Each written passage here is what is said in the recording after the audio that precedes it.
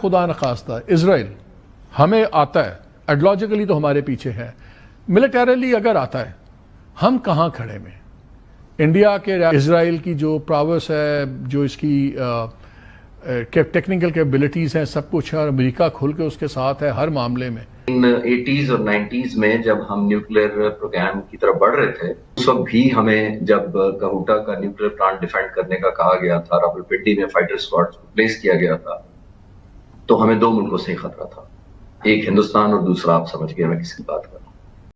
हमारा एक दुश्मन भारत, जिसके लिए जैसे जाहिद साहब कह रहे थे कि हमने हर वक्त हम तैयारी में रहते हैं ना, लेकिन एक और दुश्मन भी है इसराइल। तो सर क्या उसके हवाले से हम हैं तैयारी में, क्योंकि वो हमसे कई गुना जो है वो दूरी पर है, फासले पर बैठा हुआ है, तो उसके लिए तैयारी है हमारी?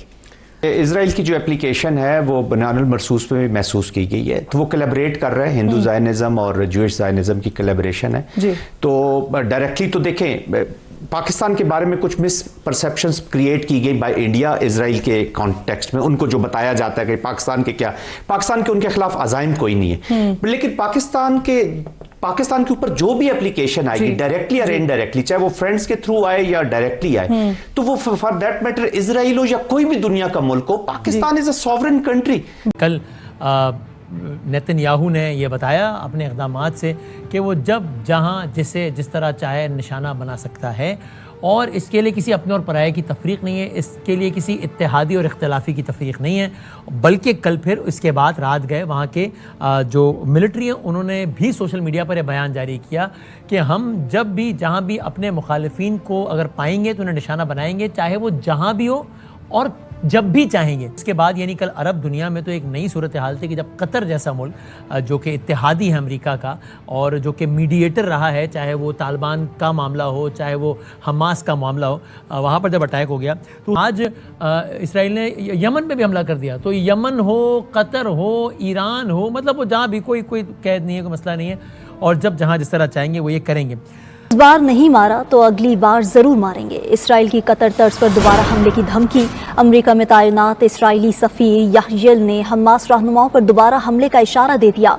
बहुत तशवीशनाक मामला है ये, और मुसलमान मुल्कों की हालत देख के तो बहुत दिल में तकलीफ होती है कि हम सिर्फ इस काम के लिए रह गए हैं कि कोई भी जहाज़ आए और मार के चले जाए। पूरी अरब दुनिया गजा में 80,000 50,000 कितने मुसलमान शहीद करवा रहे हैं, और बैठ के हम अभी इंतजार कर रहे हैं किसी चीज़। सही अपने इंट्रोडक्शन में कहा कि मार खाने वाली बात क्या है। मैं उनकी एयरफोर्स का सोच रहा था कि उनके पास ये जो फेमस राफेल जहाज हैं, उनके पास यूरो फाइटर हैं, उनके पास F-15 EQ जहाज है जो one of the most modern है, जो शायद उन्होंने अमेरिका ने इसराइल को भी नहीं दिया, वो जहाज उनके पास है।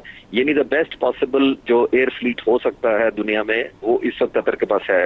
लेकिन फिर मैं सोच रहा था आपकी बात के दौरान कि फिर वो क्या है, वो सिर्फ एग्जीबिशन के लिए हैं या किसी नेशनल डे की परेड के लिए हैं, और इस हद तक डिसेप्शन कर देना उनका, या मैं कोई जज तो नहीं कर रहा, बट अगर कनाइमेंस से किया है तो उतना ही खतरनाक है, और अगर कनाइमेंस के बगैर किया तो ये शायद उससे भी ज्यादा खतरनाक है। तो सॉवरेनिटी तो अब कुछ रह ही नहीं गई। आपने बिल्कुल ठीक कहा कि it's a matter of turn, कि किसकी बारी कब आनी है, और नीड बेस पर आते रहनी है, ऐसा लग रहा है। तो इसको उसी एंगल से देखना पड़ेगा कि अब सेल्फ डिफेंस का तो कोई एलिमेंट रह ही नहीं गया। अब प्रॉब्लली यही है कि जज, ज्यूरी एंड एग्जीक्यूशन सब कुछ इजराइल खुद बन गया हुआ है। पहले उसने एक्सटेंड किया सिर्फ मिडल ईस्ट के, सिर्फ पैलेस्टीनियन एरियाज पर, बाद में आपने देखा लेबनान एक्सटेंड किया, फिर उसने सीरिया एक्सटेंड किया, तो अब बाय चॉइस वो मुल्कों को एक्सटेंड करता जा रहा है और मैसेज देता जा रहा है। और ये देखिए इतनी बड़ी इकोनॉमी है एक मुल्क की। कतर के ऊपर जो हमला है, आपने बिल्कुल दुरुस्त लफ्ज़ इस्तेमाल किया, मैं दोहराना चाहता हूँ, ये गुंडागर्दी है। लेकिन इसराइल की गुंडागर्दी मगरबी दुनिया की मसालिहत के साथ है। वो अपीज कर रहे हैं, बल्कि मैं कहूँगा वो एनेबलर्स हैं, काबिल, उसको ये काबिल करने वाले हैं, फैसिलिटेट करते हैं इस प्रोसेस। और इसमें सबक ये है कि जो रोल मगरबी ताकतें मशरक़ वस्ता में इसराइल से एक्सपेक्ट कर रही हैं, 25 साल पहले अमेरिका ने हिंदुस्तान को यह कहा था कि इस खित्ते में भी तुम मेरे नेट से थानेदारी तुम्हारे पास होगी, थानेदारी तुम्हारे पास होगी। वहां अब वक्त के साथ अमेरिका में जो एक सेंस थी कि हमने दुनिया को साथ लेकर चलना है, वो वर्ल्ड ऑर्डर ब्रेक हो गया। जो पोस्ट वर्ल्ड वॉर 2 जो ऑर्डर था, वो चाहे तजारत में था, वर्ल्ड ट्रेड ऑर्गेनाइजेशन में था, वो नेटो में था, वो हर जगह वो ब्रेकअप हो रहा है। और उस ब्रेकअप में इसराइल अब अपने इस तरह के हमले करके जाहिर कर रहा है कि भी मैं ये भी कर सकता हूं, और मैं अपने जो हैं वो जो हमारे जो उस बकौल उसके दुश्मन है, सीरिया, यमन, जॉर्डन, हाँ, वो सीरिया पे भी उन्होंने इस हफ्ते अटैक किया है।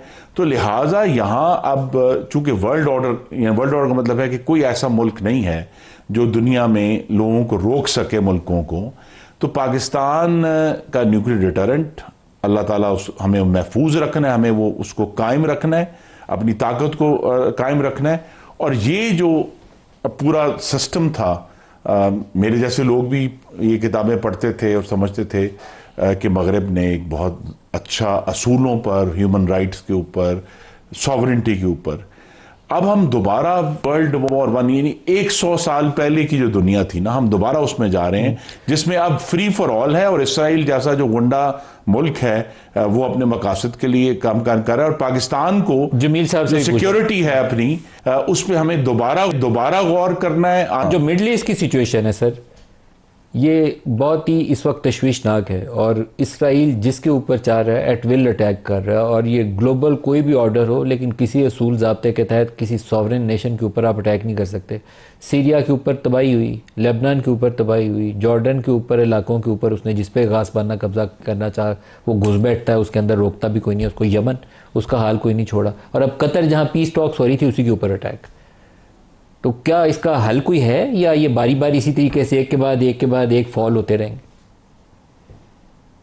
जी हाँ, इसका हल भी है, लेकिन क्या हिम्मत है ये देखना पड़ेगा। लेकिन पहली तो बात ये कर लेते हैं कि ये हो क्या रहा है। सवाल ये है कि ये मैं कई मरतबा कई प्रोग्रामों में कह चुका हूँ, ग़ालिबन आपके प्रोग्राम में भी, कि 1 by 1 and turn by turn. तो ये सिलसिला इजराइल का सिलसिला चल रहा है। और इजराइल क्या है, कौन है, क्या कर रहा है? Israel is US and US Israel.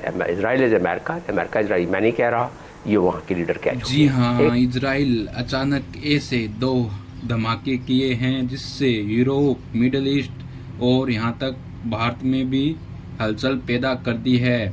Bharat में बैठे कट्टरपंथियों की तो नींद उड़ गई है। इजराइल के हमले से भारत को तो फायदा हुआ है, लेकिन कट्टरपंथी कोमा में चले गए हैं। इजराइल ने ट्रंप अमेरिका की नींद उड़ाकर रख दी है। कतर में हमास ग्रुप पर हमला करके इजराइल ने हमास के टॉप लीडरों पर हमला कर दिया, जो कतर की राजधानी दोहा में बैठे थे। इस हमले को देखकर पाकिस्तान की रातों की नींदें हराम हो चुकी हैं।